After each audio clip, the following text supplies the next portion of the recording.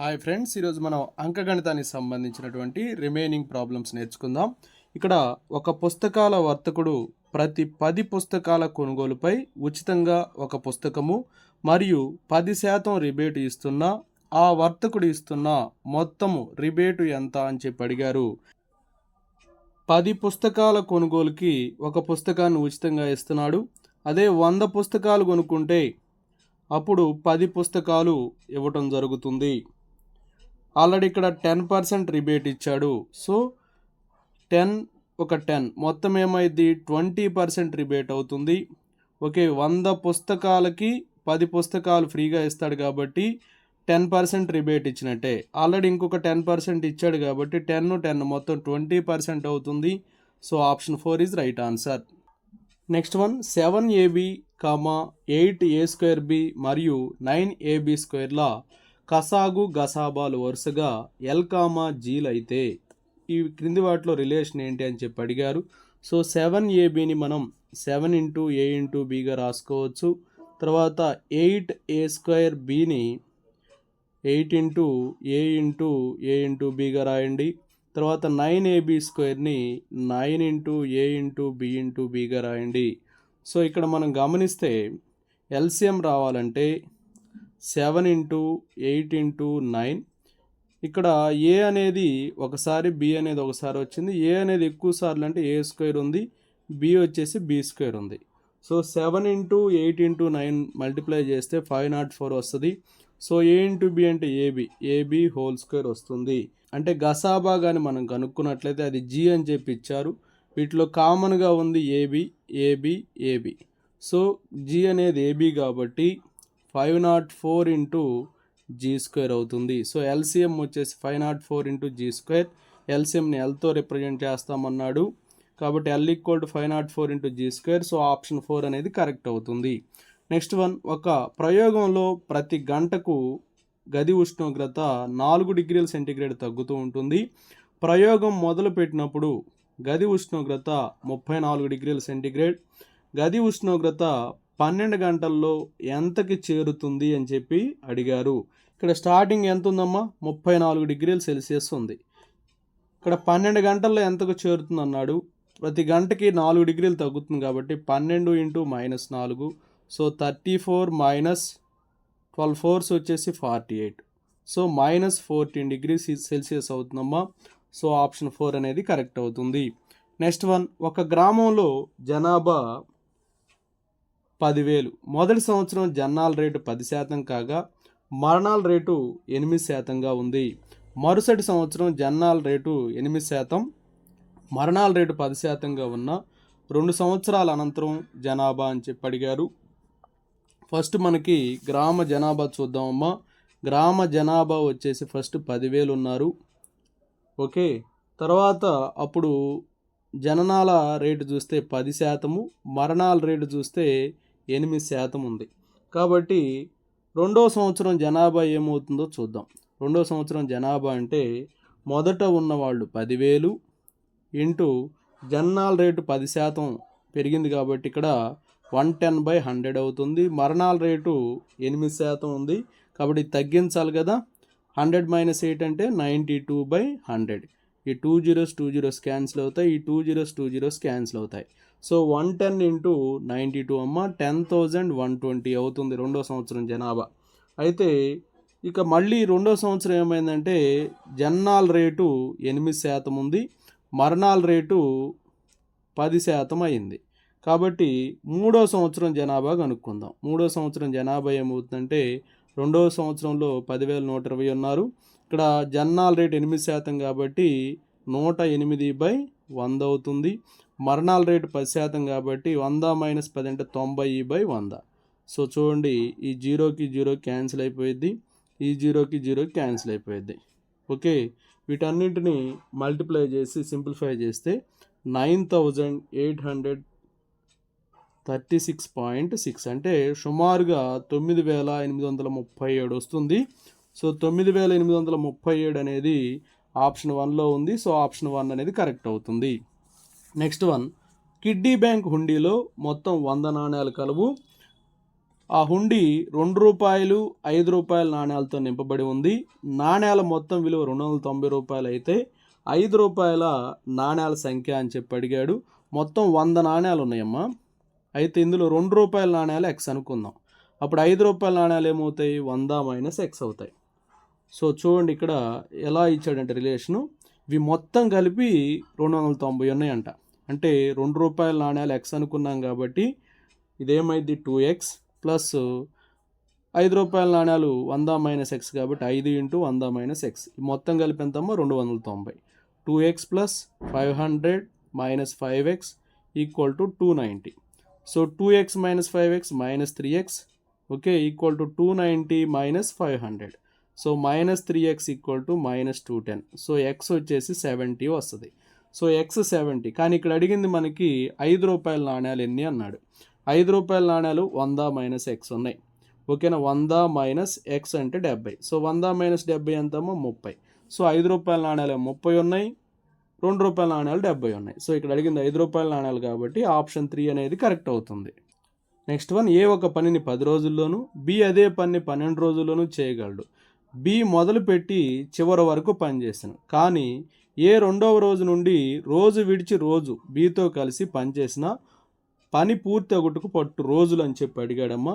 So ఏ అనేవాడు 10 రోజుల్లో పూర్తి చేయగలడు కాబట్టి 1 రోజులు అంటే 1/10 చేయగలడు. అలాగే బి అనేవాడు 12 రోజుల్లో చేయగలడు కాబట్టి 1 రోజులు అంటే 1/12 పని చేయగలడు. సో ఏ ప్లస్ బి ఇద్దరు కలిసి అంటే 1/10 ప్లస్ 1/12 అవుతుంది. ఎల్సిఎం వచ్చే 60 అమ్మ, 12కి 10కి. సో 10 6s 12 5s అంటే 11/60 వస్తుంది. సో అంటే 11/60. ఇప్పుడు ఈ 11/60ని మనం 2 సపరేట్ చేయాలి. ఇక్కడ 6 5 ఉంది కాబట్టి ఏనేమో 6 భాగాలు, బి వచ్చేసి 5 భాగాలుగా చేసుకుందాం. సో ఇక్కడ ఫస్ట్ డే బి ఒక్కడే చేశాడు. బి ఒక్కడే అంటే అన్ని ఎంత 5 భాగాలు కాబట్టి 5. తర్వాత సెకండ్ డే ఇద్దరు కలిసి చేశారు. సో ఇద్దరు కలిసి అంటే 5 + 6 11. థర్డ్ డే చూద్దాం. థర్డ్ డే మళ్ళీ బి ఒక్కడే 5. ఫోర్త్ డే ఇద్దరు ఏ ప్లస్ బి, ఇది 11. ఫిఫ్త్ డే వచ్చేసి బి ఒక్కడే 5.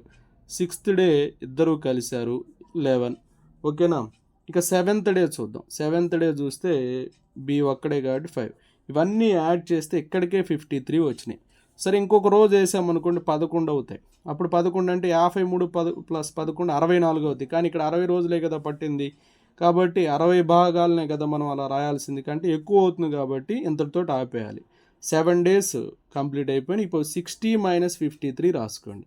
60 - 53 ఎంత? 7 కాబట్టి 60 - 53 7 కాబట్టి ఇక్కడ ఏ ప్లస్ బికి ఒక రోజులో వచ్చే పని 11/60 కాబట్టి ఏ ప్లస్ బి పూర్తి చేయడానికి పట్టు రోజులు అంటే 60/11 అవుద్ది. సో ఆల్రెడీ 7 రోజులు కంప్లీట్ అయిపోయింది, ఇంకా మిగిలింది 7 కాబట్టి 7/11. సో 7/11 వస్తుంది. 7/11 అనేది ఆప్షన్ 4లో ఉంది. సో ఆప్షన్ 4 అనేది కరెక్ట్ అవుతుంది. నెక్స్ట్ వన్, మిసిసిప్పి అనేది రిపీట్ అవుతూ ఉంది. ఈ అనంత పదంలో 2023వ అక్షరం ఏంటి అన్నాడు. ఈ మిసిసిప్పిలో ఎన్ని లెటర్స్ ఉన్నాయి కౌంట్ చేద్దాం. 1 2 3 4 5 6 7 8 9 10 11 లెటర్స్ ఉన్నాయమ్మా. సో మొత్తం 2023 అన్నాడు కాబట్టి 2023/11. ఇంకొకటి ఉంటే కానీ 2024 అయితే మాత్రం ఎగ్జాక్ట్గా 184 వచ్చేది, అంటే కంప్లీట్ అయ్యేది. కాబట్టి దీని ముందు లెటర్తో ఆగిపోయింది. అంటే మిసిసిప్పిలో ఐ అనేది లాస్ట్ లెటరు, దాని ముందు లెటర్ ఏంటి? పి. కాబట్టి 2023లో పి అనే లెటర్ ఉంటుంది. సో ఒకవేళ ఇంకొక లెటర్ కానీ ఉన్నట్లయితే ఐతో ఆగిపోయేది ఇక్కడ. సో ఇక పి అనే లెటర్తో ఆగిపోతుంది. సో ఆప్షన్ 4 అనేది కరెక్ట్. నెక్స్ట్ వన్, ఒక సంచిలో ₹2 నాణ్యాలు, ₹5 నాణ్యాలు మరియు ₹1 నాణ్యాలు 5:7:11 నిష్పత్తిలో కలవు.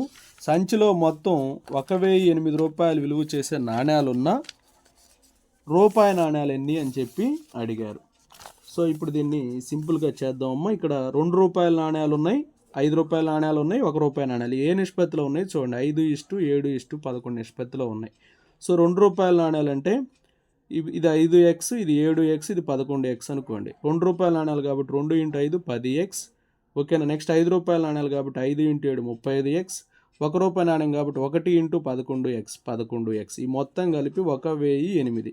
ఇవన్నీ యాడ్ చేస్తే ఎంత వస్తుందో చూడండి, 56x. 56x equal to 1008. So x equal to 1008/56. ఓకేనా? వేస్తే ఎంత వస్తుంది అంటే 18 వస్తుంది. సో ఎక్స్ అనేది 18, కానీ మనల్ని అడిగింది ₹1 నాణ్యాలు. ₹1 నాణ్యాలు ఎన్ని ఉన్నాయి? 11x ఉన్నాయి. కాబట్టి 11x కాబట్టి 11 × 18. 11 × 18 198. కాబట్టి ₹1 నాణ్యాలు 198 ఉన్నాయి. సో ఆప్షన్ 2 అనేది కరెక్ట్. నెక్స్ట్ వన్, 1,27,897 కన్నా 26,009 తక్కువను, అలాగే 2,72,187 కన్నా 18,764 ఎక్కువను కలపగా వచ్చు మొత్తము అని చెప్పి అడిగారు. కాబట్టి ఇప్పుడు మనం ఏం చేస్తామంటే 1,27,897లో నుంచి 26,009ని సబ్ట్రాక్ట్ చేయాలి. చేస్తే మనకి 888,101 అంటే 1,01,888 వస్తుంది. అలాగే 2,72,187కి దీన్ని ఎక్కువగా అన్నాడు అంటే యాడ్ చేయాలి. 18,764 దీన్ని యాడ్ చేస్తే 7 + 4 11, అలాగే ఇక్కడ 5, నెక్స్ట్ వచ్చేసి 1 + 7 8, కానీ ఇక్కడ 1 ఉంటుంది కాబట్టి 9. ఓకే, నెక్స్ట్ వచ్చేసి 10, మళ్ళీ ఇక్కడ 9, 2,90,951 వస్తుంది. ఇప్పుడు ఏమన్నారంటే ఆ రెండింటిని కలపాలన్నాడు. కలుపుదాం. 2,90,951 ఇవి మొత్తం యాడ్ చేస్తే 3,92,839 వస్తుంది. సో 3,92,839 అనేది ఆప్షన్ 1లో ఉంది. సో ఆప్షన్ 1 అనేది కరెక్ట్ అవుతుంది. నెక్స్ట్ వన్, ఈ క్రింది వాన్లో 2023కి కారణాంకం అన్నాడమ్మా. ఈ 2023ని 7 × 289గా రాయొచ్చు. సో 7 × 289 కాబట్టి 7 కారణాంకం అవుతుంది, 289 కారణాంకం అవుతుంది. సో ఆప్షన్ 4 అనేది కరెక్ట్. నెక్స్ట్ వన్, ఒక సంఖ్య x అనుకోండి, దాని ఉత్క్రమము 1/x మరియు ఆ సంఖ్యకి అన్నే రెట్లు గల సంఖ్యల లబ్ధము. అన్నే రెట్లు గల సంఖ్య అంటే x². వీటి యొక్క లబ్ధం వచ్చేసి 13,689 ఇచ్చారు. ఈ xx క్యాన్సిల్ అవుతుంది. x² వచ్చేసి 13,689 అమ్మ. దీన్ని 117 × 117 చేస్తే వస్తుంది. కాబట్టి x అనేది 117 వస్తుంది. కాబట్టి ఆ సంఖ్య 117. సో ఆప్షన్ 3 అనేది కరెక్ట్ అవుతుంది. నెక్స్ట్ వన్, ఒక విద్యార్థి 5 అంకెల సంఖ్యను రాయడంలో పొరపాటుగా వందల స్థానంలో రాయవలసిన సంఖ్యని వేల స్థానంలోను, వేల స్థానంలో అంకెని వందల స్థానంలో రాయవలసిన దానికంటే 3,600 అధికమైందంట. అయినా క్రింది వానిలో ఆ సంఖ్య ఏది అని చెప్పి అడిగారు. 5 అంకెల సంఖ్య అంటే 10,000A + 1000B + 100C + 10D + 1E ఇలా రాస్తాం 5 అంకెల సంఖ్య. ఇక్కడ ఏం జరిగింది? వందల స్థానంలో రాయవలసిన దాన్ని వేల స్థానంలో రాశారంట. వందల స్థానంలో C ఉంది, వేల స్థానంలో B ఉంది. వీటిని మార్చేసేయండి. అలా మారిస్తే మిగతాయి సేమ్ అనమాట. అంటే 10,000A వందల స్థానంలో అది వేల స్థానంలోకి వచ్చింది. అంటే C అనేది ఇక్కడికి వచ్చేసింది. అంటే ఏమైంది? 1000C + 100B + 10D + 1E. ఓకేనా? ఇప్పుడు ఈ రెండింటిని సబ్ట్రాక్ట్ చేస్తే ఎంత వచ్చిందమ్మా? 3,600 ఎక్కువ వస్తుంది. సో ఇప్పుడు ఇది మైనస్ అయ్యిద్ది, ఇది మైనస్, ఇది మైనస్, ఇది మైనస్, ఇది మైనస్. ఈ రెండు క్యాన్సిల్ అవుతాయి, ఈ రెండు క్యాన్సిల్ అవుతాయి, ఈ రెండు క్యాన్సిల్ అవుతాయి. సో ఇక్కడ చూడండి, 1000 కామన్ చేస్తే B - C వస్తుంది. ఇక్కడ 100 కామన్ చేస్తే C - B వస్తుంది. ఈ మొత్తం ఎంత? 3,600. సో ఇప్పుడు B - C కామన్ చేద్దాం. ఇక్కడ ఏముందమ్మా? 1000 ఉంది. ఇప్పుడు C - Bని B - Cగా రాసాం కాబట్టి ప్లస్ కాస్త మైనస్ అయ్యిద్ది, equal to 3,600. So B - C × 900 = 3,600. ఈ 2 zeros cancel, 9 1s 9 4s. So B - C ఎంత వచ్చిందమ్మా? 4 వచ్చింది. అంటే Bలోంచి Cని మనం తీసేస్తే 4 వస్తుంది. ఇప్పుడు అది ఏ ఆప్షన్లో వస్తుందో చెక్ చేద్దాం. చూడండి, 8 - 2 ఎంత వస్తుంది? ఫస్ట్ ఆప్షన్లో 6 వస్తుంది, కాబట్టి అది కాదు. 6 - 3 3, కాబట్టి ఇది కూడా కాదు. 9 - 7 2, ఇది కూడా కాదు. 8 - 4 4 వస్తుంది, కాబట్టి B - C 4 కాబట్టి సో ఆప్షన్ 4 అనేది కరెక్ట్ అవుతుంది. నెక్స్ట్ వన్, 4, 5, 3, 7, 9 అనే అంకెలను ఉపయోగించి రాయగల అతిపెద్ద 5 అంకెల సంఖ్యకి అతి చిన్న 5 అంకెల సంఖ్యకి గల వ్యత్యాసం అని చెప్పి అడిగాడు. సో 4, 5, 3, 7, 9 తోటి రాయగలిగే అతిపెద్ద 5 అంకెల సంఖ్య ఏంటంటే 9, 7, 5, 4, 3. అలాగే చిన్నదంటే రివర్స్లో రాసుకోవటమే 3, 4, 5, 7, 9. వీటి వ్యత్యాసం అడిగారమ్మా. 4 వస్తుంది ఇక్కడ. నెక్స్ట్ వచ్చేసి 6, 9,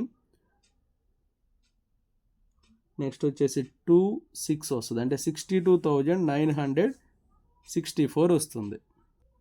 62,964 అనేది ఆప్షన్ 2లో ఉంది. సో ఆప్షన్ 2 అనేది కరెక్ట్ అవుతుంది. నెక్స్ట్ వన్, 6, 4, 8, 2, 7లను ఉపయోగించి రాయగల అతిపెద్ద 4 యొక్క గుణిజానికి అతి చిన్న 4 యొక్క గుణిజానికి వ్యత్యాసం అని అడిగాడు. చూడమ్మా, 6, 4, 8, 2, 7తో ఉపయోగించి రాయగలిగే అతిపెద్ద 4 యొక్క గుణిజం పెద్దది రాద్దాం.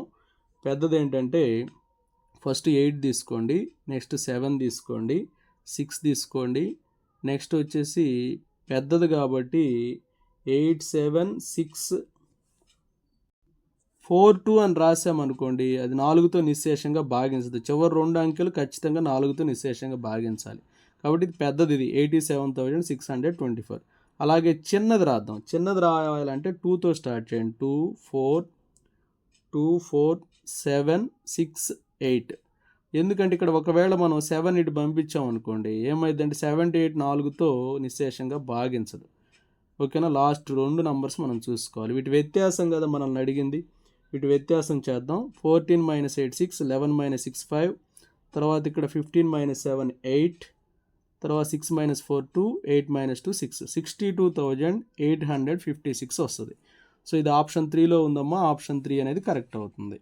నెక్స్ట్ వన్, ఒక విద్యార్థి తన పుస్తకంలో గల పేజీ నంబర్ల మొత్తమును గణిస్తూ మొత్తాన్ని 796గా లెక్కించాడు. అతను పొరపాటున ఒక పేజీ సంఖ్యను గణించడంలో వదిలివేశాడు. అయినా ఆ పేజీ సంఖ్య ఎంత అని చెప్పి అడిగారు. చూడమ్మా, ఇక్కడ మనకి మొదటి n పదాలు మొత్తంకి సరిపోతుంది. సిగ్మా n అనేది 796గా మనం రాసుకోవచ్చు. ఇక్కడ ఒకటి వదిలేశారు కాబట్టి 796 ప్లస్ x అవుతుందమ్మా. సో ఇక్కడ సిగ్మా n అంటే n × n+1/2. ఇది వచ్చేసి 796. సో ఇది సుమారుగా మనం ఈ ఎక్స్ని వదిలిపెట్టిన కొద్దిసేపు ఈ n × n+1/2 = 796. So n² + n ఏమైంది 796 2 6s 12, 2 9s 18 + 1 19, ఓకే, 2 7s 14 + 1 15, 1592. దీన్ని సింప్లిఫై చేస్తే n వాల్యూ అనేది అప్రాక్సిమేట్గా 39 పాయింట్ సంథింగ్ ఉంటుంది. So n value 39 point something వస్తుంది కాబట్టి సో ఆల్మోస్ట్ 40కి దగ్గరగా ఉంటుంది. కాబట్టి అంటే దీనికంటే ఎక్కువ వచ్చే వాల్యూ తీసుకోవాలి దగ్గరగా ఉన్నది. సో 40 తీసుకుందాం. 40 × 40 + 1/2 = 796. 2 1s 2 20s అమ్మా. సో ఇది ప్లస్ ఎక్స్ ఇప్పుడు రాయండి. 20 × 41, 20 × 41 వచ్చేసి 820 అవుతుంది. 820 = 796 plus X. So 820 - 796 = X. So X = 24 వస్తుంది. కాబట్టి ఇక్కడ వదిలివేసింది 24, అంటే మనకు 39 పాయింట్ సంథింగ్ వచ్చింది. కాబట్టి దానికి రిలేటెడ్ నంబర్ తీసుకుంటే అంటే దగ్గరగా ఉన్నది 39 తర్వాత 40 కాబట్టి 40 తీసుకున్నాం. కాబట్టి ఎక్స్ అనేది ఎంతమ్మో వదిలివేసిన నెంబర్ ఎంత 24. సో 24 అనేది ఆప్షన్ 3లో ఉంది. సో ఆప్షన్ 3 అనేది కరెక్ట్ అవుతుంది. Next one, A, B, C, Dలు 4 వరుస ప్రధాన సంఖ్యలు అంటమ్మా. C - A, C - B మరియు D - A, D - Cలు కూడా ప్రధాన సంఖ్యలు అయితే వీటిలో కనిష్ట ప్రధానాంకం ఏంటన్నాడు. సో 4 వరుస ప్రధాన సంఖ్యలు మనం స్టార్ట్ చేద్దాం. 2 3 5 7. ఓకే, ఇప్పుడు C - A కూడా ప్రధానాంకం కావాలి. ఇది A, ఇది B, ఇది C, ఇది D అని చెప్పి అనుకుందాం. C - A అంటే 5 - 2. 5 - 2 ఏంటి 3, ఇది ప్రధానాంకమే. నెక్స్ట్ C - B 5 - 3 2, ఇది కూడా ప్రధానాంకమే. నెక్స్ట్ D - A, D అంటే 7, 7 - 2 5, ఇది ప్రధానాంకమే. నెక్స్ట్ D - C అంటే 7 - 5 2, ఇది కూడా ప్రధానాంకమే. కాబట్టి వీటిలో కనిష్ట ప్రధానాంకం ఏంటి 2నే కదా. సో ఇవన్నీ మనకు రూల్ ప్రకారం అన్నీ అట్లానే వచ్చినాయి. కాబట్టి కనిష్ట ప్రధానాంకం 2. సో 2 అనేది ఏంటిదమ్మా? ఏ కదా. సో ఆప్షన్ 3 అనేది రైట్ అవుతుంది. నెక్స్ట్ వన్, 2 సంఖ్యల వ్యుత్క్రమాల భేదము ఈక్వల్ టు వాటి లబ్ధము ఈక్వల్ టు 1/30 అయినా ఆ సంఖ్యలు అన్నాడు. ఇక్కడ మనకి 4, 5 అని ఇచ్చాడమ్మా. 4, 5 20, 30 రాదు కాబట్టి ఇది కాదు. ఒకవేళ ఇదైనా అంతే, 4, 5 ఉన్నాయి కాబట్టి పాసిబుల్ లేదా. 5, 6 కానీ 1/5, 1/6 కానీ అవ్వాలి.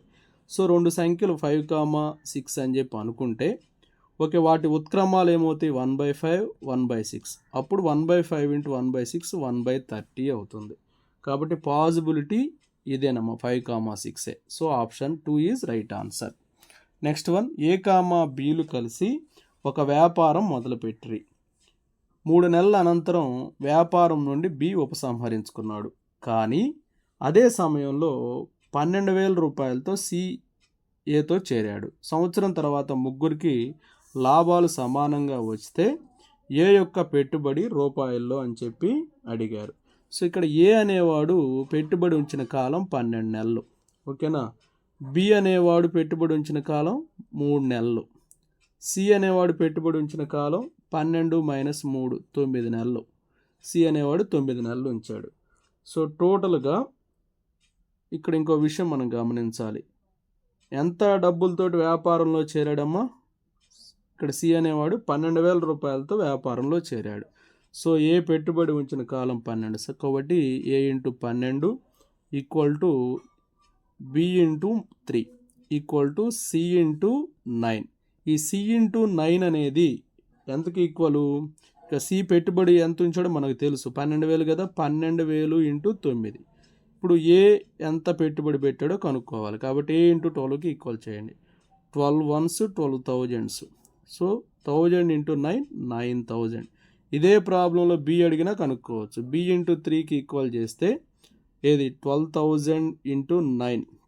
అప్పుడు 3 ones 3 4,000, 36,000. ఓకే, ఇలా ఎందుకు చేసామంటే సంవత్సరం తర్వాత ముగ్గురికి లాభాలు సమానంగా వచ్చినాయి కాబట్టి ఇలా చేయగలిగాం. ఓకేనా. కాబట్టి ఇక్కడ ఏ ఎంత పెట్టుబడి ఉంచాడమ్మా? 9,000 రూపాయలు పెట్టుబడిగా ఉంచాడు. సో ఆప్షన్ 1 అనేది కరెక్ట్ అవుతుంది. నెక్స్ట్ వన్, ఒక రైలు గంటకి 60 కిలోమీటర్ల వేగంతో ప్రయాణిస్తుంది. అదే రైలు అదే దూరాన్ని గంటకి 5 కిలోమీటర్ల వేగం పెంచితే 1 గంట ముందుగా గమ్యస్థానాన్ని చేరుతుంది.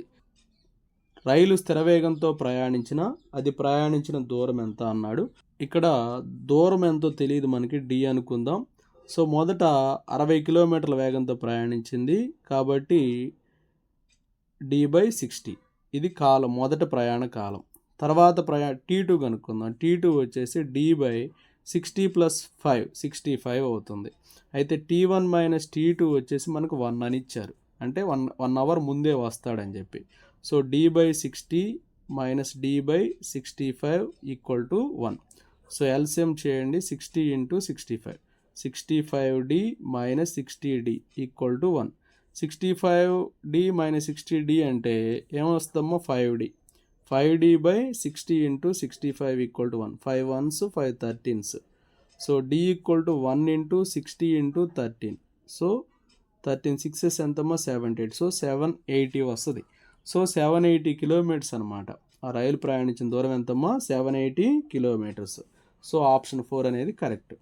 నెక్స్ట్ వన్, కొంత సొమ్ముపై 18% వడ్డీ రేటుతో 3/1/2 సంవత్సరాల్లో అయిన బారు వడ్డీ 63,000 రూపాయలైనా అసలు ఎంత అని చెప్పి ఇచ్చారమ్మా. ఇక్కడ ఇంట్రెస్ట్ వచ్చేసి R వచ్చేసి 18%, తర్వాత టైం వచ్చేసి 3/1/2 అంటే 7/2 సంవత్సరాలు. అలాగే ఇంట్రెస్ట్ ఇచ్చారు 63,000. I = 63,000 ఇచ్చారు. So I = formula PTR/100.